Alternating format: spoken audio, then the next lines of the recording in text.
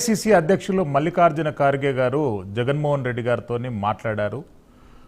జాతీయ రాజకీయాలలో వైఎస్ఆర్సీపీ స్టాండ్ భవిష్యత్తులో ఎట్లుండబోతుంది? ఇప్పుడు ఢిల్లీలో కేంద్రంగా కొనసాగుతున్నటువంటి నీట్ ఉద్యమాలు కానివ్వండి, అక్కడ పార్లమెంటు వేదికగా నిన్న రాహుల్ గాంధీ గారు పిఎం ఇంటి ముంగట చేసినటువంటి నిరసన కార్యక్రమాలు, భవిష్యత్తులో జరగబోయేటటువంటి కార్యాచరణకు జగన్మోహన్ రెడ్డి గారి మద్దతు మల్లికార్జున ఖార్గే గారు కోరినట్టు తెలుసు. ఎట్లా ఉండబోతుందండి భవిష్యత్తు రాజకీయాలు? సార్, ఇప్పుడు దేశవ్యాప్తంగా ఒక చర్చ జరుగుతుంది విద్యార్థుల మీద, విద్యార్థులు రావాల్సినటువంటి సమస్యల మీద. దానికి కాక్రోచ్ జనతా పార్టీ అధ్యక్షులు ఒక పార్టీ పెట్టారు. ఆయన ఈ రోజున దీక్షలు చేస్తున్నారు. దాని మీద జంతర్ మంతర్ దగ్గర వేలాది మంది విద్యార్థులు ధర్నా చేసి రాస్తారోకో చేస్తే ఈ ప్రభుత్వం, కేంద్ర ప్రభుత్వం చేస్తున్నటువంటి లాఠీ చార్జీని చూపించకుండా అన్ని టీవీలు కూడా కప్పిపెట్టినప్పటికీ కూడా కొంతమంది విద్యార్థులు కొన్ని వీడియోలు తీసి అది పబ్లిసిటీ చేయడం జరిగింది. ఈవేళ రోజు రోజుకి కాక్రోచ్ పార్టీ జనతా పార్టీ అధ్యక్షుడు అయినటువంటి సవాల్గా, ఆయన పేరు నాకు కొంచెం గుర్తులేదు, దీపే అండి, అభిషేక్ యస్ మద్దతు పెరుగుతుంది. అక్కడ జరుగుతున్నటువంటి సమస్య మీద పోలీసులు అత్యుత్సాహం ప్రదర్శించి వాళ్ళు విచక్షణారహితంగా లాఠీ చార్జ్ చేయడం జరిగిందండి. దాన్ని మా జగన్మోహన్ రెడ్డి గారు కూడా ఖండించారు. రాహుల్ గాంధీ గారు, ప్రియాంక గాంధీ గారు, మరి నరేంద్ర మోడీ గారు ఎదురుగుండా, ఇంటి ఎదురుగుండా ధర్నా చేయడం కూడా జరిగింది. అక్కడ కూడా పోలీసులు అరెస్టులు చేయడం జరిగింది. ఎందుకంటే ఈ దేశంలో ఎక్కడ సమస్య వచ్చినా, ఎక్కడ అన్యాయం జరిగినా ఆ అన్యాయాన్ని ఖచ్చితంగా ఖండించే నైజం ఉన్నటువంటి ఏకైక నాయకుడు జగన్మోహన్ రెడ్డి గారు. దానికి కూడా మీరు ఉలికిపాటు పడుతున్నారు కదా, మీరు కూడా ఉలికిపాటు పడుతున్నారు కదా. ఎందుకంటే విద్యార్థుల సమస్యలు తీర్చాలి సార్. సమస్యలు ఇప్పుడు లాఠీ చార్జీ చేయడం మాత్రాన అక్కడ విద్యాశాఖ మంత్రిని సస్పెండ్ చేయాలని కోరుతున్నారు, లేదంటే విద్యాశాఖ మంత్రి రాజీనామా చేయమని కోరుతున్నారు. మరి అటువంటి సందర్భంలో ఎస్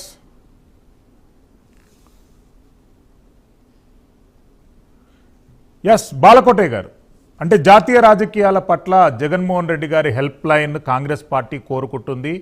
అది ఎలాంటి పరిణామాలు ఉత్పన్నమయ్యే అవకాశం ఉంటుందండి? శ్రీశైలం గారు, రష్యా అధ్యక్షుడు లెనిన్ గారు ఒక పుస్తకం రాస్తాడు, బాల్యారిష్టాలు అని. రాజకీయాల్లో కూడా బాల్యారిష్టాలు ఉంటాయి, అంటే పిల్ల చేష్టలు ఉంటుంటాయి. రాష్ట్రం మీదే స్పష్టమైన అవగాహన లేని జగన్మోహన్ రెడ్డి గారు కేంద్ర రాజకీయాలు ఏ పాత్ర నిర్వహించగలుగుతాడు చెప్పండి? నిజానికి మీరన్నట్టుగా జాతీయ స్థాయిలో కూడా 2 కూటములు ఉన్నాయి. ఒకటి ఎన్డీఏ, 2 యూపీ, ఇండియా.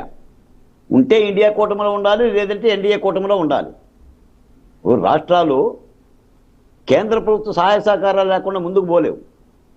అలాగే దేశ రాజకీయాలు కూడా పాత్ర ఉండాలి. మీరు చంద్రబాబు నాయుడు గారు దేశవ్యాప్తంగా చాలా క్రియాశీలకమైన పాత్ర నిర్వహిస్తూ ఉంటారు. జగన్మోహన్ రెడ్డి గారు ఎటు తేల్చుకోలేడు. ఇప్పుడు మొన్న కాంగ్రెస్తో పాటు ఖర్గే గారితో మాట్లాడితే మోడీ గారు ఏమంటారని ఒక భయం. ఆవిడ బాలేడు, ఇటు ఉండలేడు. అంతా కూడా తెరసాపు రాజకీయాలు చేస్తారు. ఇప్పుడు ఆయన ఖర్గేతో మాట్లాడినా మాకు వచ్చిన ఇబ్బంది ఏం లేదు. ఉలికిపాటు ఎందుకు ఉంటుందండి? ఎవరికి ఉలికిపాటు ఉంటుంది?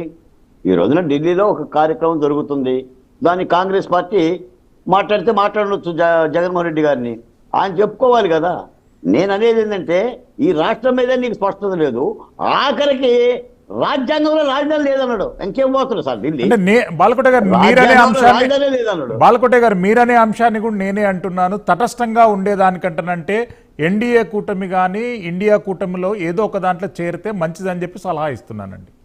ఎప్పుడు కూడా సార్ విడివిడిగా ఉండటం కుదరదు శ్రీశైలం గారు. ఉంటే అవతల ఒడ్డా, యువతల ఒడ్డా. ఎందుకంటే 2 పక్షాలు ఉంటాయి, ఒకటి అధికార పక్షం, 2 ప్రతిపక్షం. ఈ రోజున ఇండియా అనేది ప్రతిపక్షం జాతీయ స్థాయిలో, ఎన్డీఏ అధికార పక్షం. నువ్వు అధికార పక్షంలో ఉంటావా, ప్రతిపక్షంలో ఉంటావా అనేది తేల్చుకోవాలి. ఆ స్పష్టత రాజకీయ పార్టీకి లేకపోతే గింజాటనే అవుతుంది. ఈయనకి స్పష్టత లేదు. అందుకనే అసలు రాష్ట్రంలో కూడా ఆయన పాత్ర మీద స్పష్టత లేదు. ఇప్పుడు ఏదో అలహంకా ప్యాలెస్లో ఉంటున్నాడు, ఎన్నికలు వస్తున్నాయి కాబట్టి వచ్చి చెప్తున్నారు తప్ప ఒక విధానం ఏడం చెప్పండి సార్. ఇప్పటికీ కూడా అసలు రాజధాని మీద విధానం ఏది చెప్పండి సార్. ఇప్పుడు మావిగన్ అని అన్నాడు. వాట్ ఇస్ ద మావిగన్?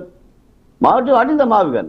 పెచ్చోళ్ళు మాట్లాడితే ఏదో మచిలీపట్నం, విజయవాడ, గుంటూరు అని జాతీయ రహదారి చూపించి ఇదే మావిగన్ అని అంటే సార్ దాన్ని ఏమంటారు? ఈయన పోయి ఢిల్లీలో కాక్రోచ్ వాళ్ళకి హింసాలని చెప్తున్నారు. సిఆర్డీఏలో వస్తున్నాయి, ఎందుకు మాట్లాడారు శ్రీశైలం గారు? సమాధానం చెప్పమని కోట గారిని. మావిగలను ప్రతిపాదించిన తర్వాత జగన్మోహన్ రెడ్డి గారు, చంద్రబాబు నాయుడు గారు మావిగన్ సిఆర్డీఏలోకి వస్తుందని ఎందుకు మాట్లాడారు? అబ్బాబ్బాబ్బా, ఏం చెప్పావన్నా, ఏం చెప్పితివన్నా శ్రీశైలం గారు. కృష్ణానది పక్కన అమరావతి శ్రీశైలం గారు సిఆర్డీఏలోకి వస్తుందని చెప్పారు కదా, మీరు గొప్ప చెప్తున్నారు కదా. మరి ముందెందుకు మాట్లాడలేదు జగన్మోహన్ రెడ్డి గారు? సముద్రం ఉంది, అప్పుడేమవుతుంది రాజధాని చెప్పండి. సముద్రం ఉందంటే చెప్తున్నారు, సముద్రం ఉంది, అప్పుడేమవుతుంది రాజధాని? ఇజ్రాయెల్ గారు మీకు మాట వినండి. త్రివిక్రమ్ శ్రీనివాస్ గారు మాట చెప్తారు, శాస్త్రి గారి పాట వింటే జేబులో పెట్టుకుని అలా నడుచుకుంటూ పోవాలని. మీ మావిగాని వచ్చిన తర్వాత అందరికి మైండ్ పోయింది.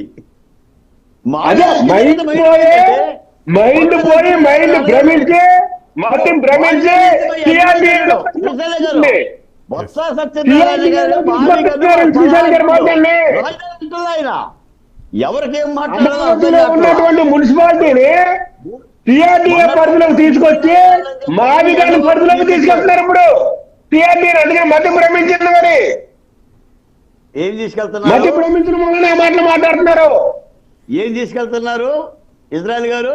ఇప్పుడు మున్సిపాలిటీకే పరిమితం అయ్యింది, ఇంకో 50,000 ఎకరాలు కావాలి, దాన్ని పెంచాలంటే 50,000 ఎకరాలు కావాలన్న పెద్ద మనిషి, ఈవెన్ మాదిగన్ అంటే ఏంటో తెలియని పెద్ద కలిసి సిఆర్డీఏలో పరిధిలోకి మరి మచిలీపట్నాన్ని, విజయవాడని, గుంటూరుని ఎందుకు తీసుకొస్తున్నారు? సమాధానం చెప్పండి కోటయ్య గారు.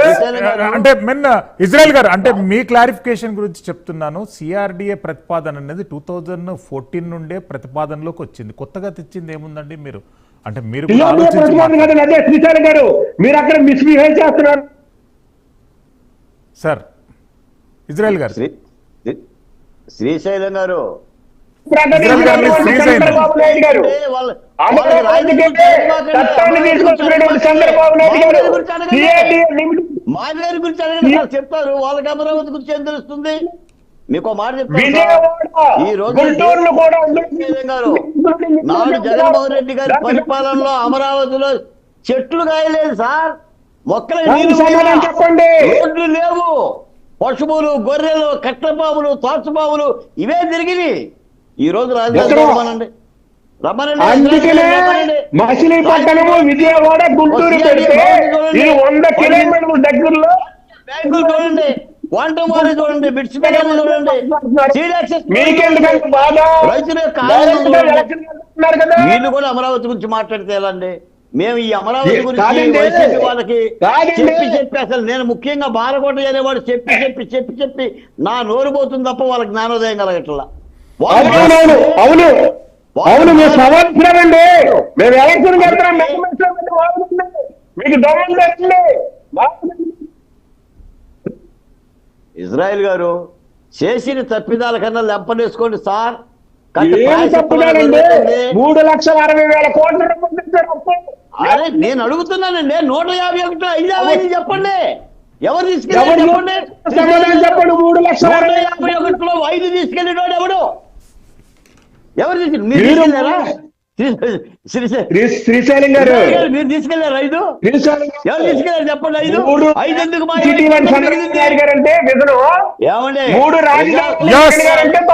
వచ్చిన తర్వాత ఇజ్రాయెల్ గారు, సప్తగిరి ప్రసాద్ గారు రాష్ట్రంలో శాంతి భద్రతల వ్యవహారం పైన వైఎస్ఆర్సీపీ రాజకీయాలు అనేది డిఫరెంట్గా కొనసాగుతున్నాయి. ఇంకా అంటే ఇంప్రూవ్మెంట్ చేయాలంటే ఎలాంటి స్ట్రాటజీస్ కూటమి ప్రభుత్వం అవలంబించాలి?